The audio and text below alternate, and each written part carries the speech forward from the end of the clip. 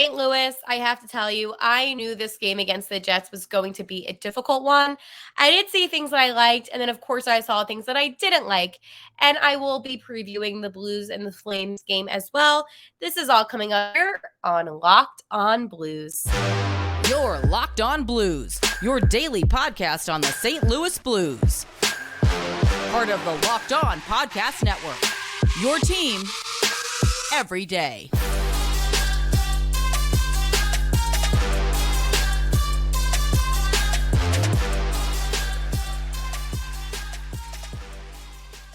And welcome back to Locked On Blues, a part of the Locked On Podcast Network. My name is Haley Taylor Simon, and man, it feels so good to be back. I know, Hale, what do you mean to be back? I was actually on vacation, so all of my episodes this week were pre-recorded, and honestly, I have to tell you, I wanted to hop on so many times when I was on vacation, but I did not have my computer with me. I kind of unplugged a little bit. So I am happy to be back and being able to share my thoughts about the St. Louis Blues. So on today's episode, I'm going to talk to you about the Blues and how they lost to the Jets. And then, of course, the Blues and the Flames game preview. And then what should Army do about the contracts? And I have more thoughts on that. As many of you know, in my last episode, I talked about those contracts and all the, no trade clauses going on. And I have some more thoughts when it comes to what Army can do and what he should do. Realistically, I am going to help out the St. Louis Blues management with this episode today.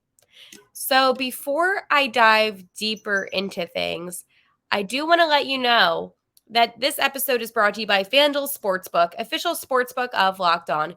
Make every moment more. Right now, new customers can bet $5 and get $200 in bonus bets guaranteed. Visit FanDuel.com/LockedOn to get started. Okay. Wow. I feel like I have a lot to talk with you all. It has been quite the week for St. Louis. And by week, I mean a couple of days, but for me, it felt like forever. That's what Las Vegas does to you. So the Blues and the Jets. The Jets won 4-2. You definitely know that by now. But the interesting thing about this game was, and I did say this, that this co-host is here. Hi, Stella. She doesn't see me either.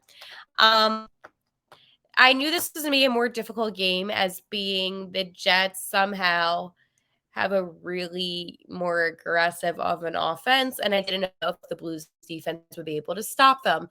Being said, that is exactly what happened. So in the first period of play, honestly, I was happy with this. It was a lot of back and forth. I saw a lot of good things on the ice, a lot of good puck possession, good puck control. But the second period told a different story as the Jets were able to get 2 goals kind of within 30 seconds apart, giving them a 2-0 lead. At the end of the second period, Pavel Bush was back. And that's another thing I don't know if I told you because, again, I was out. But Bush is back. Bushy's good. And he was able to go cut the lead in half. Third period, this guy, for some reason, will always get underneath my skin. It is Kyle Connor for the Winnipeg Jets. And he was able to advance that Jets lead back 3-1. And, of course, our boy, who is it? Take a guess. Take a wild guess on who our boy is. Oh, is that Robert Thomas?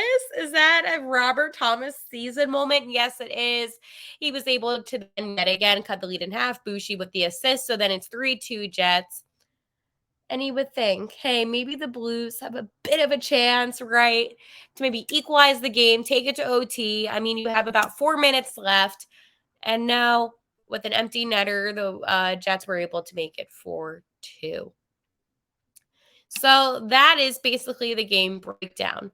Now, you might be wondering, Hale, are you happy with this game? Like, what's going on here? And I have to tell you, Jordan Kyrou was somebody that really redeemed himself for me in this game. He not only had 1 assist, but he played with such aggressiveness on the ice. And he really, I have to tell you, stepped up big time. I was a little surprised to see how strong he was offensively, but also defensively. I think he played a great game. And I talked about it on my last episode that he has been someone that's surprised me a little bit with kind of his sloppiness on ice. But I feel like this really redeemed him. And I was really proud of all the work that he put in. So congratulations to Mr. Jordan Kyrou, because I feel like this was a game where he was able to showcase his talents. He was able to kind of make up for the sloppiness that he executed before. And he looked good. Now, while the Blues didn't win, and I'm going to get into some more of that, I also can see the good in games. I can see the good within players. And one thing here in Locked On Blues that I'm not going to do is I'm not going to criticize specific players. You win as a team, you lose as a team, but I will praise the players that step up. And I will, like, I'm not going to ever say, oh, this guy sucks, he shouldn't be on the team. I will say, okay, maybe he's a better fit somewhere else, but I was really happy with Jordan, and I feel like he definitely had a good game individually. Because again, it is a team sport. So another interesting thing is about this game is that the Blues won majority of the faceoffs, winning 35, while the Jets won 19. So you would think that the Blues would have more opportunity. I mean, they did have 4 power play opportunities more than the Jets. They had, less penalty minutes. They had more block shots. But stats, it only tells you one story, okay? And I feel like, especially in this day and age with hockey and statistics and what goes on the ice, it's a complete different story. The Blues, they had 20 shots on net while the Jets had 30. And honestly, I don't want to say it was bitter, because it wasn't. It was, again, the defense. And this is the problem. The Blues, they had a lot of takeaways. I mean, they didn't have a lot of takeaways. They had a lot of giveaways. The Jets had a lot of takeaways. And it's one of those things where statistically it looks like the Blues would have been the better team. But just with how they played, they just got outplayed. And that is plain and simple. And I knew that was going to happen, considering, oh my gosh, wait, look how cute the post is. But considering how the Blues really need to work on that blue line, the Jets capitalized off of that weakness and were able to secure the win. And, you're going to win, you're going to lose in this game, but it's all about kind of, I guess, persistence, which is why I'm going to get into this next thing before. Hold on. See, I like to do my transitions on here, like, attemptively, before I tell you about my friends over at FanDuel. Snap into action this NFL season with FanDuel, America's #1 sportsbook. Right now, new customers get $200 in bonus bets guaranteed. When you place a $5 bet, that's $200 in bonus bets, win or lose. If you've been thinking about joining FanDuel, there's no better time to get in on the action. The app is so easy to use. There's a wide range of betting options, including spreads, player props, over-unders, and more. So visit FanDuel.com/lockedon and kick off the NFL season. FanDuel, official partner of the NFL. I just want to let you know, I say this all the time because it's the most accurate bet that you could do for your KC Chiefs. If you haven't already done a futures bet with them, have them win the Super Bowl, I got you covered, because you can always bet my boy Patty Mahomes to throw over 220 passing yards. And of course, I always like to say this too. I know I usually say not Blues money line, Chiefs money line, but you can always kind of count on Patrick Mahomes to throw over 1.5 TDs, baby. So if you want to win some money, I like to do 2-leg parlays, because I feel like sometimes I lose a lot on the 3-leggers because I get a little too cocky with them. But if you want to throw up a nice little 2-leg parlay, you can always do Patrick Mahomes throwing over 1.5 TDs, or you can do a combination of that with the Chiefs money line, or you can do him throwing over 220 yards. Either way, it's basically a guaranteed bet, and you're going to win some money. Oh, Stella's like, yeah, FanDuel. So yes, make sure you use FanDuel. So FanDuel.com/lockedon. Stella, what do you think about the Blues and the Flames tonight? Okay, so I'm going to tell you about the Blues and the Flames. For those that are not on YouTube, I'm talking to my cat, Stella. We jokingly call her co-host on here. It's just the thing that we do here on Locked On Blues. Okay. I am not nervous when it comes to the Flames. Personally, I don't find them, and I know I don't want to jinx it, I don't find them that good. They've only won 2 games this season. Yeah. I have to tell you, this is a game where the Blues should win. Now, you're going to say to me, Hale, you say that the Blues are going to win. And when you say that, sometimes it doesn't actually happen. And then you kind of like the Coyotes. And I understand.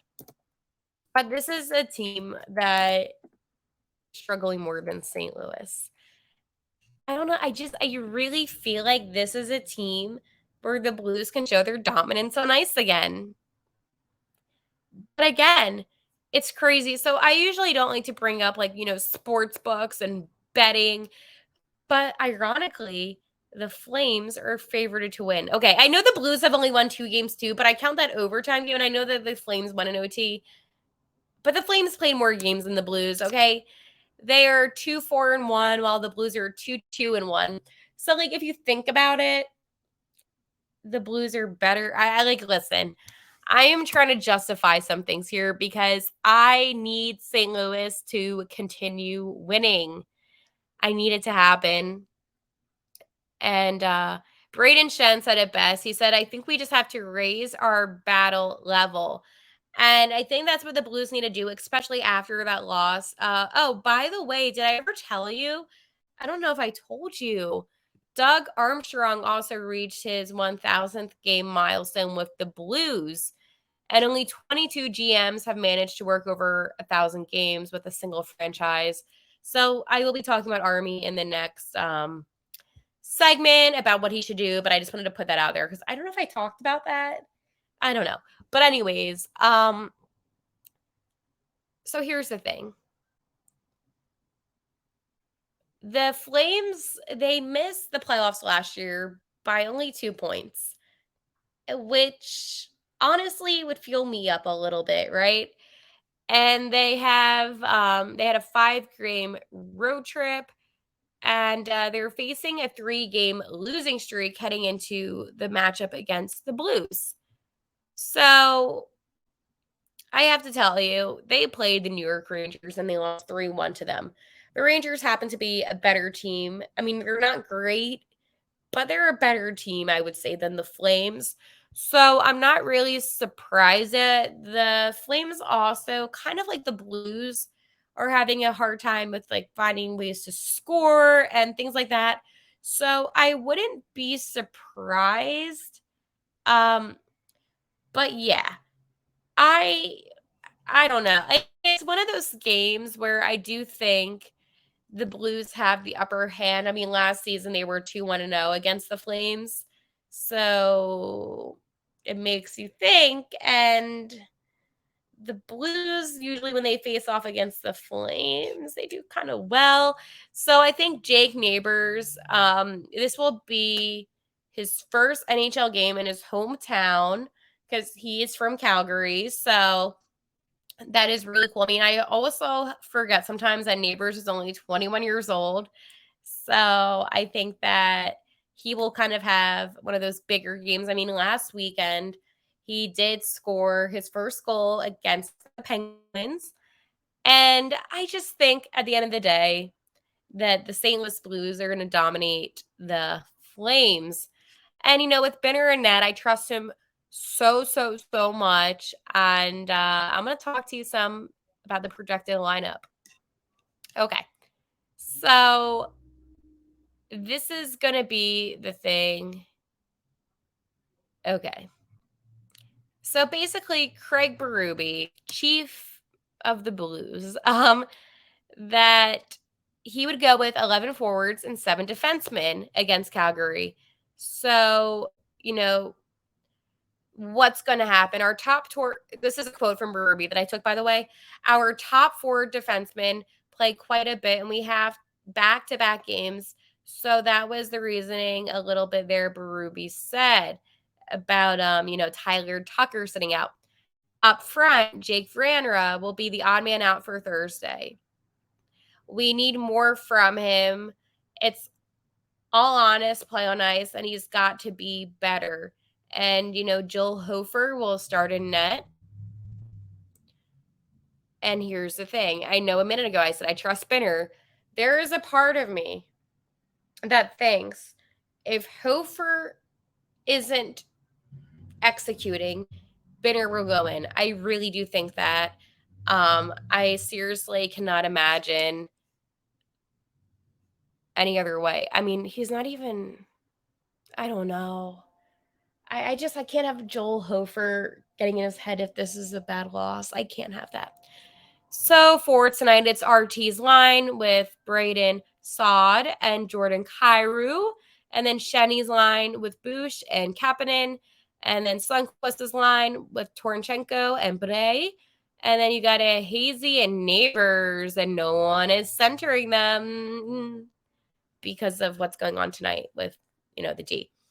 So then on defense, you got Nick Leddy and Colton Paracco. And then you got Torrey Krug and Justin Folk. You got Marco Scandella and Robert Berzuzzo. And then you got Scotty P.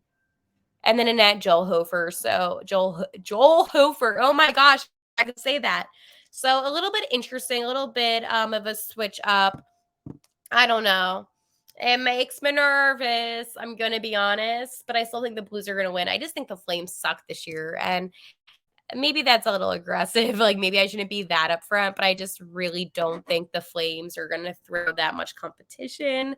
Again, I do apologize, but I'm just being honest here. Dumb Blues.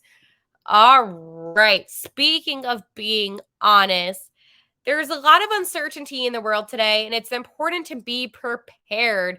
There's earthquakes, tornadoes, hurricane season. A lot is going on. The Jase case is a personalized emergency medication kit that contains 5 essential antibiotics that treat the most common and deadly bacterial infections. You can also customize your case and add additional life-saving medications based on your unique needs. Jase Medical now offers customizability for your Jase case with dozens of add-on medications. Choose the medications that best fit you and your family's unique needs. Jase is constantly working to expand their medication offerings in these recent efforts. So this is what you need to do.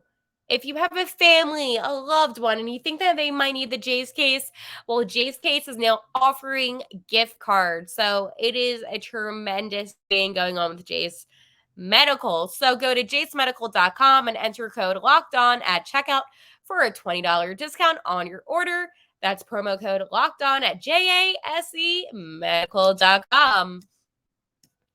What should Army do about the contracts yet again? Because I feel like right now the Blues are kind of tied in a bad situation. And let me say this. I understand you have a lot of older players, that have been in the league, well respected, that definitely deserve those no trade clauses. I understand that. But it also puts you in a really tricky place because right now, you have a team that is struggling tremendously on defense, and it does not help that you can't really move guys around because of all the no trade clauses. So this is what Army should do. And maybe I'm being a little dramatic. Maybe I'm giving unrealistic solutions.